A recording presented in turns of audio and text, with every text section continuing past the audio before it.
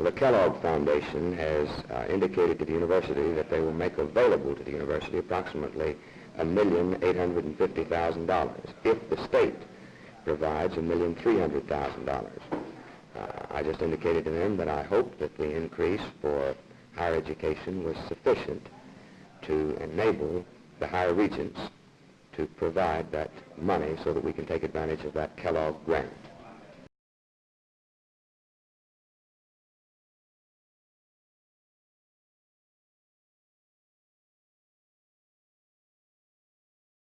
Almost $200 million. Is that more or less than the last biennial budget? Well, it's, I think, a little over $1 million more. There was that much surplus in addition in increased revenues over the last biennium. Does this tentative budget provide for the consolidation or elimination of any departments of state government? Yes, it does. Several. To be services to be taken over by other existing state agencies. Does that mean there'll be fewer state employees during your administration? I think that there can be some cut. We hope a substantial cut in the number of employees. You understand that these consolidations necessitate legislative action, and that will be recommended.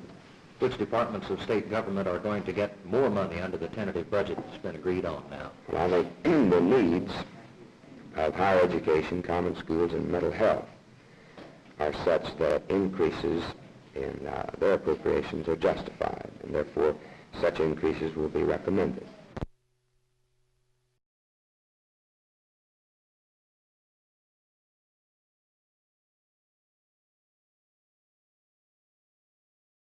The result of electing all these ministerial officers at the state level has resulted in an extremely long ballot in Oklahoma.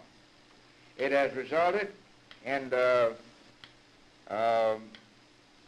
fact that many voters go to the polls not knowing who they're voting on. In fact, I believe I could ask here among probably as intelligent groups as you could get together as to who are the assistant mine inspectors, some of these other officers here. You voted for them, I voted for them, but who are they?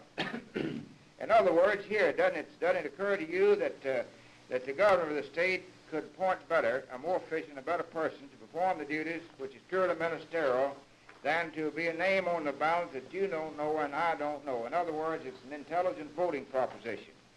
Now, you're just putting too much power in one man in Oklahoma, insofar as the finance is concerned, when you let him appoint the state treasurer. I still represent the people. I think the people ought to have a little voice in it. Of course, I think the legislature ought to have some check on it, all right, and I think we do have a check on it if we'll exercise it. Maybe.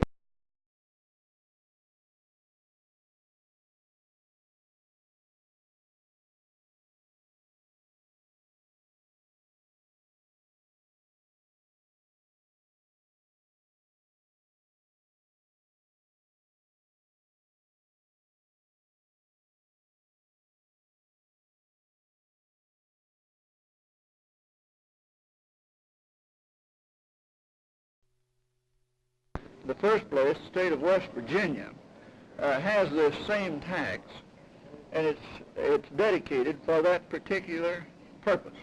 That was why it was enacted, and it has proven to be very, very good. It has helped them. In 1950, the population of West Virginia was 2,005,552. Their tax collections in 1956 from their soft drink and powdered drink and other forms of soft drinks amounted to $3,178,000. In 1957, that tax had increased to $3,205,000. Then the connection between the soft drink and our medical center, which is so desperately in need of funds, was the thinking that in tightening up on our tax structure, that we should look around and see if there is something that has been exempt that should be included along with others. Mr. Sullivan, as an attorney representing the bottling industry, what is the feeling by that industry toward such a tax? We are very bitterly opposed to such form of taxation. We feel that it's highly discriminatory, that if the state does need to raise additional revenue, then any tax imposed should affect all business alike. and not, we should not be selected for a discriminatory tax. I heard some testimony here today indicating that such a tax would probably hurt your business. Now, how is this so when the consumer would be the one who paid the tax? Well, we're operating in a very highly competitive market.